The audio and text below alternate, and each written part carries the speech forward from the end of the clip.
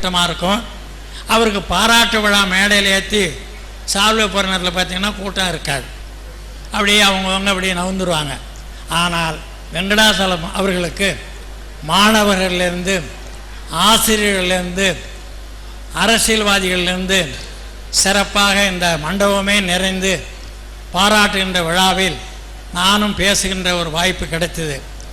நீங்களாம் நினச்சிக்கிட்டு இருக்கீங்க அவருக்கு இந்த பேராசிரியர் பாராட்டு இன்றோடு சரி.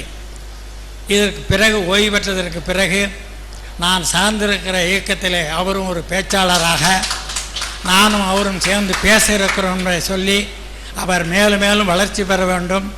மன நிறைவோடு மன மகிழ்ச்சியோடு பல்லாண்டு அந்த குடும்பம் வாழ்க என வாழ்த்தி விடைபெறுகிறேன். வணக்கம். அண்ணன் சத்யசீலன் அவர்களுக்கு இப்பொழுது சிறப்பு செய்யப்படுகிறது. இல்ல அது பிரிச்சு விடுங்க, பிரிச்சிடுங்க.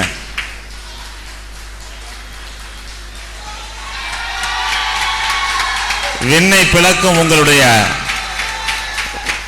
கரமொழி வாழ்த்துக்களோடு அந்த குறுந்தகடானது இப்பொழுது வெளியிடப்பட்டது. தொடர்ந்து இங்கு இன்றைய விழாநாயகர் அவர்கள் எழுதப்பட்டு சிறப்பாக இங்கு வெளியிடக்கூடிய அருமையான காமராஜர் என்ற நூல் வெளியீட்டு விழாவானது நடைபெற இருக்கிறது. காமராஜருடைய வாழ்க்கை வரலாற்றை, அவர் வாழ்க்கையில் நடந்த பல்வேறு நிகழ்வுகளை, சிந்தனைகளை தொகுத்தளித்திருக்கக்கூடிய பேராசிரியர் ஐயா அவருடைய எழுத்து திறம் பாராட்டுக்குரியது. அவற்றை வெளியிடுபவர் பத்மஸ்ரீ முனைவர் அவ்வை து நடராசன் அவர்கள் வெளியிடுகிறார்கள். அவற்றை கல்வி காவலர் ஆவகல்லுடைய மேனாள் தலைவர் அவர்கள் இப்பொழுது பெற்றுக்கொள்கிறார்கள். PNR அவர்கள் அவற்றை பெற்றுக்கொள்கிறார்கள். இப்பொழுது இங்கு இந்த காமராசர் நூல் ஏழை பங்காளர் கல்வி கண் திறந்த காமராஜர் அவருடைய நூல் இப்பொழுது வெளியிடப்பட்டது. இந்த நூலினை வெளியிட்டவர்களுக்கும் பெற்றுக்கொண்டவர்களுக்கும் சிறப்பு செய்ய வேண்டுமாய் மாணவ செல்வங்களை கேட்டுக்கொள்கிறோம்.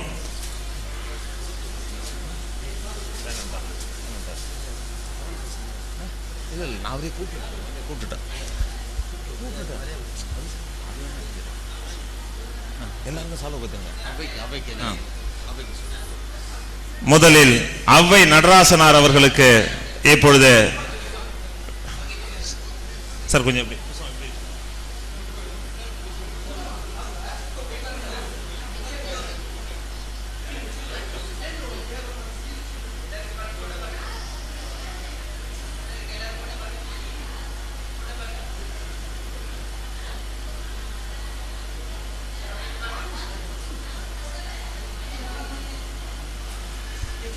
நூல் வெளியீட்டினை தொடர்ந்து இப்பொழுது இந்த நூலை வெளியிட்ட அவ்வை நடராசனார் ஐயா அவர்களுக்கு சிறப்பு செய்யப்படுகிறது. அண்ணா வராங்க, அண்ணா வராங்க.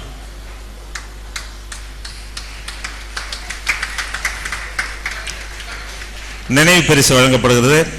அதனைத் தொடர்ந்து நூலை பெற்றுக்கொண்ட ஆவா கல்லூரியுடைய மேனாள் தலைவர் கல்வி காவலர் PN ரத்னகுமார் அவர்களுக்கு சிறப்பு செய்யப்படுகிறது.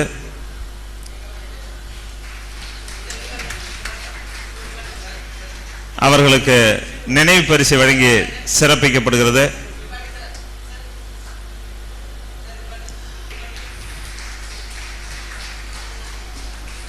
தொடர்ந்து குறுந்தகடினை வெளியிட்ட தர்மியாதின கலைக்கல்லூரியுடைய மேனாள் தமிழ்துறை தலைவர் முனைவர் சிவச்சந்திரன் ஐயா அவர்களுக்கு சால்வை அணிவித்து சிறப்பிக்கப்படுகிறது. அவர்களுக்கு நினைவு பரிசு வழங்கி சிறப்பிக்கப்படுகிறது. தொடர்ந்து குறுந்தகடினை பெற்றுக்கொண்ட சிட்டி யூனியன் வங்கியினுடைய உதவி பொது மேலாளர் J. ராமசாமி அவர்களுக்கு சால்வை அணிவிக்கப்படுகிறது. தொடர்ந்து அவர்களுக்கு நினைவு பரிசு வழங்கி சிறப்பிக்கப்படுகிறது. மாணவ செல்வங்கள் விழா நாயகர் அவர்களுக்கு மலர் கிரீடம் அணிவித்து சிறப்பினை செய்ய இருக்கிறார்கள். அதனைத் தொடர்ந்து இங்கு 4 அறிஞர் பெருமக்கள் இங்கு உரையாற்ற குறுந்தகடு காட்சியானது உங்கள் கண்களுக்கு விருந்தளிக்க அவருடைய வரலாற்றை நீங்கள் கண்டு மகிழ இருக்கிறீர்கள். இப்பொழுது மலர் மாலை அணிவித்து சிறப்பு செய்கிறார்கள். 88ஆம் ஆண்டு அவர்களே 83களில் பயின்ற அன்பு மாணவ செல்வங்கள் இப்பொழுது அவர்களுக்கு சிறப்பினை செய்கிறார்கள்.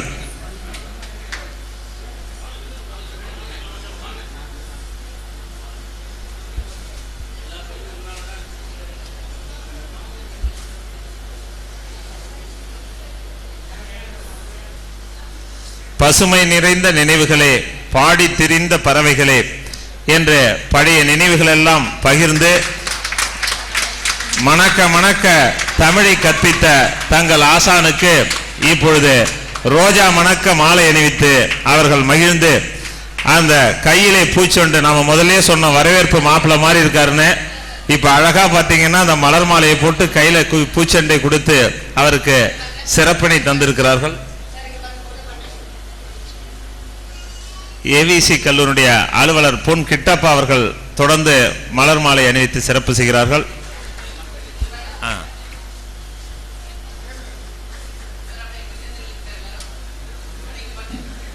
83 அவரிடத்தில் விழா மேடையில் இருக்கக்கூடிய விருந்தினர்களை அமர வேண்டுமாய் பணிவன்போடு கேட்டுக்கொள்கிறோம்.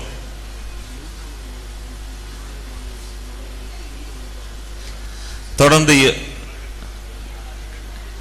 அலுவலகத்திலே பணிபுரியும் கிட்டப்பா அவர்கள் மலர் மாலை அணிவித்து சிறப்பு செய்கிறார்கள். இவ்வாண்டு 3ஆம் ஆண்டு பயிலக்கூடிய இனிய மாணவ செல்வங்கள் தொடர்ந்து மலர் மாலை அணிவித்து கிரீடம் அணிவித்து சிறப்பு செய்ய வருகிறார்கள். 83 பயின்ற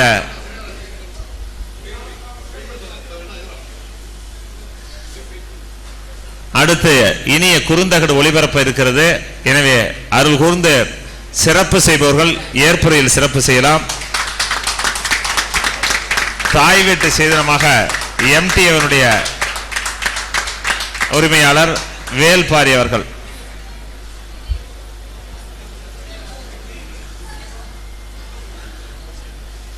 கொஞ்சம் அருள் கூர்ந்து சிறப்பு செய்வர்கள். இன்னும் ஒரு அரை மணி நேரத்திலே இந்த நிகழ்ச்சியானது வெகு விரைவில் நிறைவேற இருக்கிறது. நமது பேராசிரியர் பெருமக்களுடைய உரைக்கு பின்னால் திரையிலே குறுந்தகடு ஒளிபரப்பப்பட இருக்கிறது. அந்த இனிய நிகழ்ச்சி கண்டுகளித்து விட்டு செல்ல வேண்டுமாய் அன்போடு கேட்டுக்கொள்கிறோம்.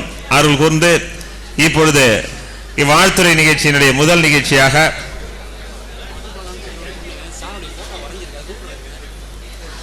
நிகழ்ச்சியாக ஜே ராமசாமி அவர்கள் இங்கு தனது மேலான வாழ்த்துரை வழங்க வருகிறார்கள்.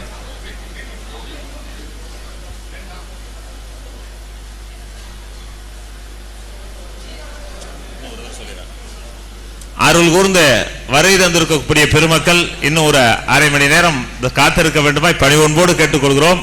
அவருடைய ஏற்புரையின் போது உங்களுடைய நினைவு பரிசுகளையும் அன்பினை வெளிப்படுத்த வேண்டுமாய் பணிவன்போடு கேட்டுக்கொள்கிறோம்.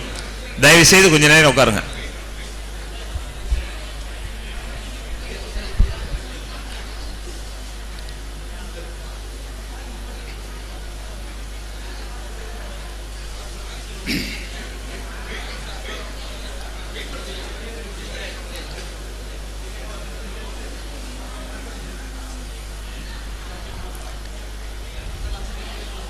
இந்த முப்பெரும் விழாவிலே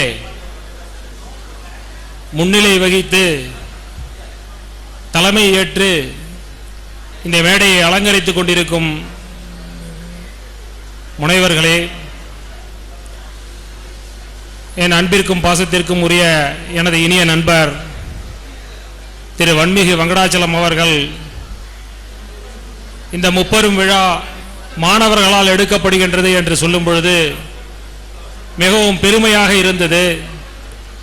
ஒரு உற்சாகமான மனிதர், உற்சாகத்திற்கும் ஒரு சுறுசுறுப்புக்கும் சொந்தக்காரர், எப்பொழுதும் புன்னகையே தன் முகத்தில் கொண்ட ஒரு பேராசிரியர். அழகாக சொல்லியிருக்கிறார்கள், பணி நிறைவு என்று. ஒரு நிறைவான பணியை செய்து முடித்துவிட்டு ஒரு நிறைந்த முகத்து மனத்துடன் இன்று வீற்றிருக்கிறார் என்பதில் ஒரு துளியும் சந்தேகம் இல்லை. பணி முடிந்து விட்டது, பணி முடிவு, பணி நிறைவு, பணி முடிவு விழா என்றெல்லாம் போடுவார்கள். பணி நிறைவு விழா என்று போடுவதில் நானும் சிந்தித்து பார்த்தேன். நிறைவாக பணியை செய்தவர்களுக்கு போடக்கூடிய எடுக்கக்கூடிய விழா தான் பணி நிறைவு விழா. அது சாலச் சிறந்தது திரு வெங்கடாசலம் அவர்களுக்கு. ஒரு 5-6 ஆண்டு காலம், ஒரு 10 ஆண்டு காலம் அவருடன் ஒரு நண்பனாக நான் பழகி இருக்கிறேன். எந்த ஒரு விஷயத்தை எடுத்துக்கொண்டாலும் ஆழ்ந்து சிந்தித்து அதனுடைய உள்நோக்கத்துடன் அதில் செயல்பட்டு தன்னை முழுவதுமாக ஈடுபடுத்தி கொண்டு செயல்படக்கூடியவர் திரு வன்மிகு வெங்கடாச்சலம் அவர்கள். பல முறை பலவிதமான சர்ச்சைகளுக்கும் பேச்சுக்களுக்கும் வரும்பொழுது எந்த ஒரு நிலையிலும் தன்னுடைய நிலையை விடாமல் மிகவும் புன்முறுவலுடன் அதை ஏற்றுக்கொண்டு அதில் எந்த ஒரு அதிகாரங்களையும் பயன்படுத்தாமல் அழகாக அதை செயல்படுத்தக்கூடிய ஒரு திறமை கொண்டவர் திரு வெங்கடாச்சலம் அவர்கள். அவர்கள் பேசும்பொழுது நான் பார்ப்பேன், பல இடங்களில் அவருடைய வெற்றிக்கு முதற் காரணம் அவருடைய முற்போக்கு சிந்தனை, ஒரு பாசிட்டிவ் அப்ரோச். எதை எடுத்துக்கொண்டாலும் ஒரு பாசிட்டிவ் அப்ரோச். அதாவது எதை பற்றி பேசுகிறோமோ அதில் எந்த ஒரு உள்நோக்கமும் இல்லாமல் அதில் இருக்கும் பலன்களை மட்டும் எடுத்துக்கொண்டு பேசுவது என்பது மிகவும் அரிது. பேராசிரியராக இருப்பவர்கள், நான் சொல்கிறேன் என்று தவறுதலாக நினைக்க வேண்டாம், மாணவர்கள் செய்யும் குற்றங்களை திருத்த வேண்டிய ஒரு பொறுப்பில் இருப்பவர்கள், மாணவர்களின் குற்றங்களை சொல்லக்கூடியவர்கள், அதை சொல்லும் விதத்தில் மாறுதலாக இருக்கும். அந்த விதத்தில் வெங்கடாச்சலம் அவர்கள் அவருடைய மாணவர்களை பற்றி சொல்லும் பொழுது மிக அழகாக சொல்லி திருத்துவார். அதுவே ஒரு பாசிட்டிவ் அப்ரோச் என்று நான் அடிக்கடி சொல்லுவேன் அவரிடம். ஒரு சின்ன அதாவது காசியில் பண்டிட் மதன் மோகன் மாலவியா என்ற ஒரு மாணவி இந்துஸ்தான் யூனிவர்சிட்டிக்காக ஒரு நிதி திரட்ட சென்ற பொழுது அவர் ஹைதராபாத் நிஜாமிடம் சென்றார். ஹைதராபாத் நிஜாமிடம் யார் நிதி கேட்க சென்றாலும் முன்னறிவிப்பு இல்லாமல் செல்லக்கூடாது. ஏனென்றால் அந்த நிதி கொடுக்கும் பொழுது நிஜாமுக்கு பெருமை சேர்க்குமா, நிஜாமிற்கு ஏதாவது அதில் களங்கம் ஏற்படுமா என்றெல்லாம் சிந்தித்து செயல்பட்டு அங்கு இருக்கும் அவருடைய செக்ரட்டரி எல்லாம் முடிவு பண்ணி தான் உள்ளே செல்ல வேண்டும்.